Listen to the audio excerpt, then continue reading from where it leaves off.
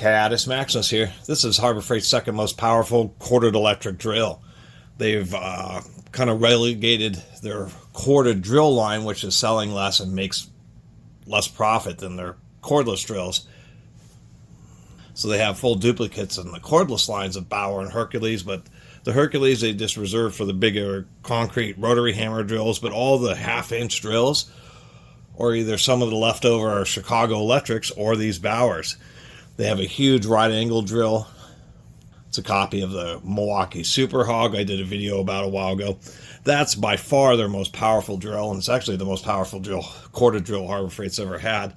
This is the second most powerful. This is their 7.5 amp, 600 RPM spade handle drill, and this is what they're selling as their mixing drill. They do have a couple others. They have a D handle, which is like, you know, the smaller rotary hammers. That's actually less powerful. It has a bigger motor, but it's geared way up to 900 or 1200 RPM for more repetitive and quick drilling tasks. And then they have like a pistol grip. And so it ends up relegating this being the highest torque. I don't like this design because the forward on the switch is to the right-hand side. Most people are right-handed. As you use drills, it's really easy to push that over. It should have been in this direction. Anyway.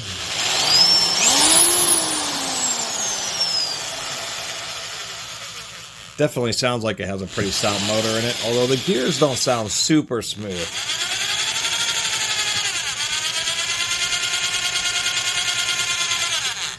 Hear that cyclic sound? Kind of sounds like a car trying to start. That's because there's a very slight, it could be just fractions of a millimeter or 10,000th of an inch, but it's a small lack of concentricity. There's the axle for the gear and then the gear teeth that run around, and they're not perfectly centered with each other, so the gear is kind of running slightly lopsided. It may be impossible to see and difficult to measure, but you can certainly hear it.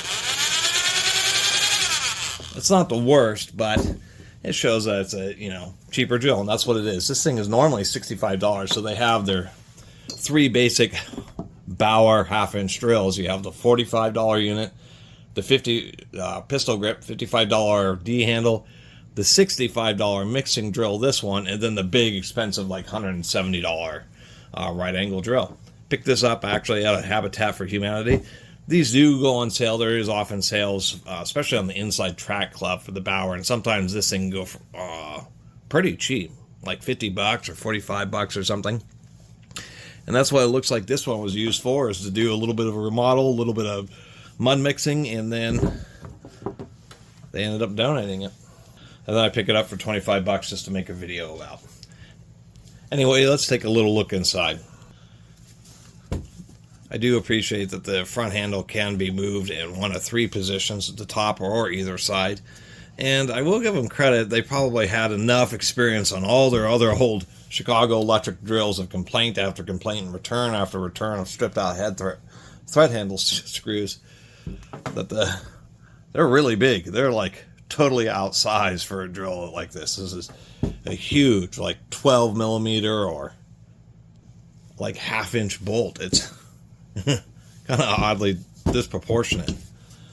Kind of like the DeWalt's and stuff. We have a little thumb bolt back here, and then this can be pulled off. Oddly enough, they decided to use an 8-sided so you can have it at pretty much any angle that you want. The handle is a screw together. That means it's just a bit cheaper because they did molded two hollow pieces of plastic that use less material and then screwed them together rather than just making this one big solid molded piece. Well, it is cheap. They're using these ultra short little screws to hold on that back cover, and one of the screw holes was already stripped for me right from the factory. Well, besides that little tidbit, the back of this actually looks just fine. It has nice routing for the wire. They actually have all these individual channels for it. That's not bad. The whole brush setup is good. That's actually a pretty decent sized clock spring for maintaining tension. Really good way of doing it.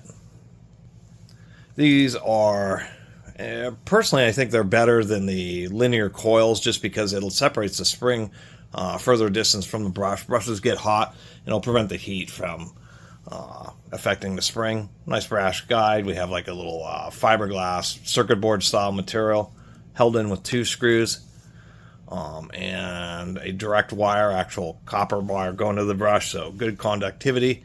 And we can see just by the size of my finger here, those are big brushes. They're made to last a long time. We can still see shiny copper on the commutator. This thing is, the brushes aren't even broken in yet. I mean, they're still all the way up flush with the top of the holder there. Looking at the switch here, it's a 10 amp rated 125 volt. I mean, at least it's overrated. But it isn't by that much of it. If you really run it hard, I mean, brush motors, part of the deal with them is that they can really dynamically vary the amount of power. That's why it makes quarter drills nice, is when they get overloaded instead of like modern brushless stuff. They're powerful, but as soon as you overload them, they just cut out, where brush tools can basically undergo temporary periods of heavy overload, and they will pull lots of amps. And so that's why it's more important to have a trigger that's more heavily rated. I'm trying to figure out what they're doing here. I don't know if that's a little heat sink or what, but it would have been nice to see like a little copper plate. Some nicer tools, they will have little heat sinks coming off these triggers. But once again, it's a cheap drill, and at least that's halfway decent. By the way, before I forget, the answer to dealing with stripped out screws is to simply drill a little bit deeper. There's always a little bit of extra material, and just put in a little bit longer screw and be careful tightening it down. Like if these were ever stripped, there's plenty of material. You just take and drill it deeper and put a longer screw in if it sticks out the back. And of course, the drill bit would be about the diameter of the inner diameter. And you'd have to grind off the end of the screw if it sticks out. As you would expect, we have a insufficient amount of horrifically bad whale fat. That's what it looks like. It is the lowest of grade of greases. Kind of unfortunate that so many manufacturers, and they do this. You can actually have a lot more grease in here. There's a big cavity there. There's a big cavity down here. They do have a seal around there, which does help keep liquefied grease in there better. I'll give them credit for that. Some of the noise we can see is actually because, well, this gear is pressed into a ball bearing. But we do have helical cut gears on the first stage, which, of course, is a progressive engagement. It's supposed to be a little bit quieter.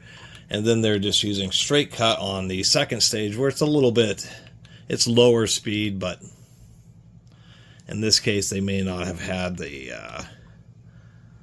angle, something. They do sound chunky. We do have a little pin here, which I do appreciate, that meshes into this hole here, so when you reassemble it, the gearbox isn't twisted, of course. And I mention this every time because it's so important. And there's a few drills that don't do that.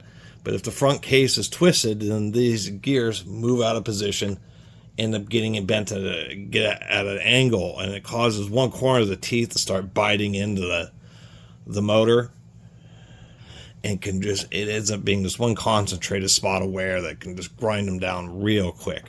But we can see ball bearings there, and the ball bearing there. Interestingly, they're using all ball bearings. We know that because if this was a needle bearing, I'd be able to just pop this gear out, which I'm not able to. I will admit, those are some pretty chunky teeth, so I appreciate that attention to detail as the reduction happens and the torque increases, that they're increasing the cross-sectional area of the gears to compensate for that. And it's really strange, that seal in there, there's actually quite a bit of friction that thing has. But I guess that's the idea, is the grease will get hot and kind of melty and just will kind of flow into the front of the gearbox and between the front seal And that seal, they're hoping in the fact that the motor's in the middle, so wherever you set this down, it's going to want to settle to one side of the gearbox and not want to leak out. That's the key for them to have longer lasting gears. Let's hear this initial run. It's got to kind of mush the grease around.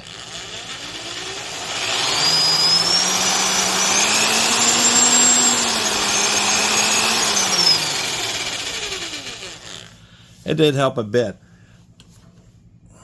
Surprisingly enough, when you add grease, if you kind of, I use a needle, but if you kind of press it or kind of into the back of the gearbox and make some get around the sides, it dampens some of the gearbox noise. Not much, but it does sound a little nicer.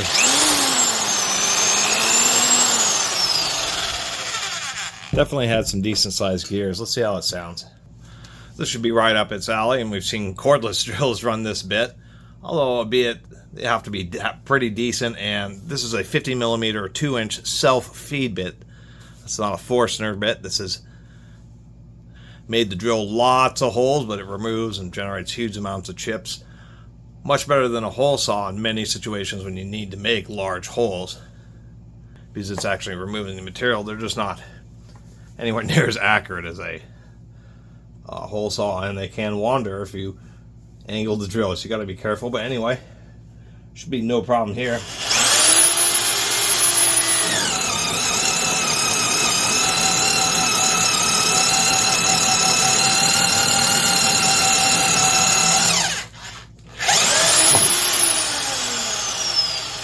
When drilling deep holes, you have to pull out some of the chips. Even on these bits, they start building up and start binding.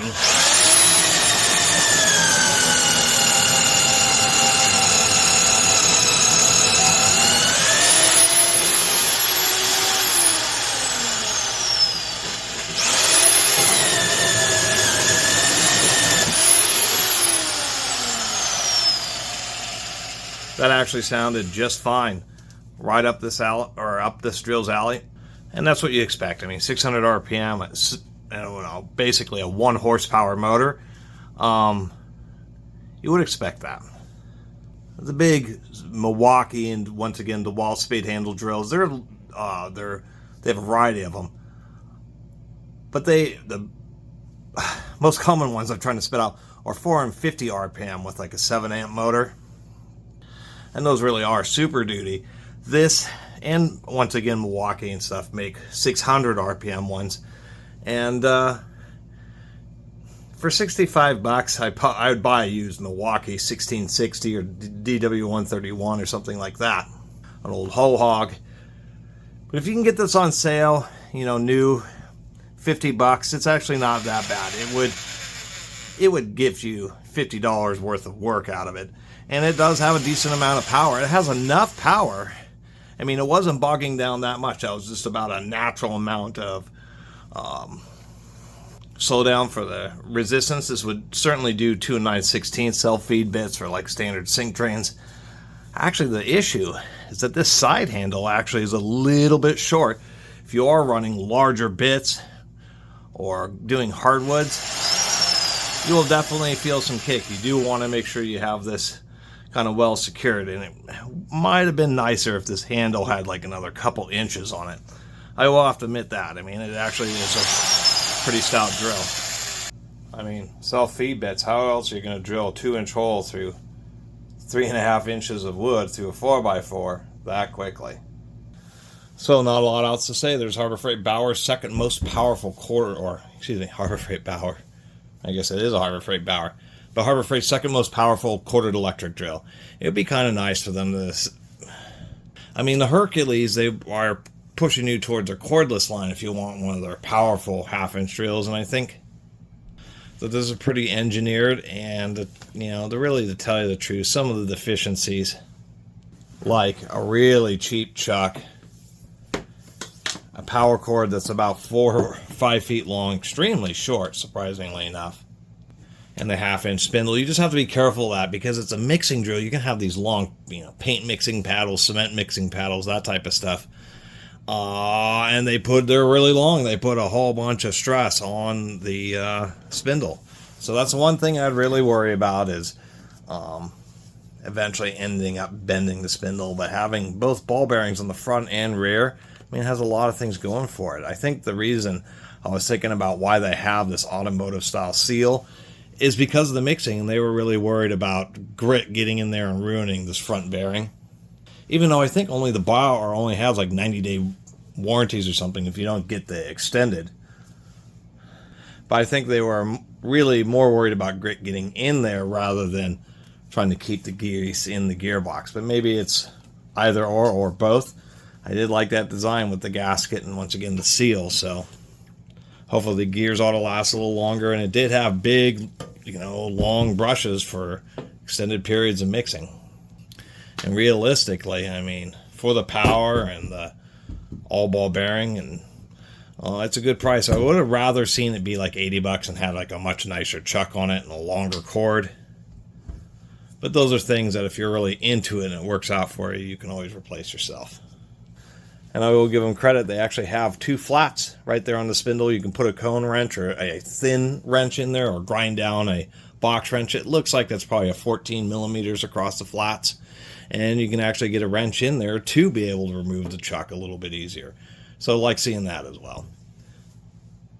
And that's the easiest way to, say it. I mean, for the price, even the normal retail price or the sale price, I mean, it is a stout drill. It is one of the stoutest drills, corded drills Harbor Freight's ever sold. Stout enough to really even to make this handle here actually be a little bit short. This could twist your wrist. Anyway, thanks for watching. See you next time.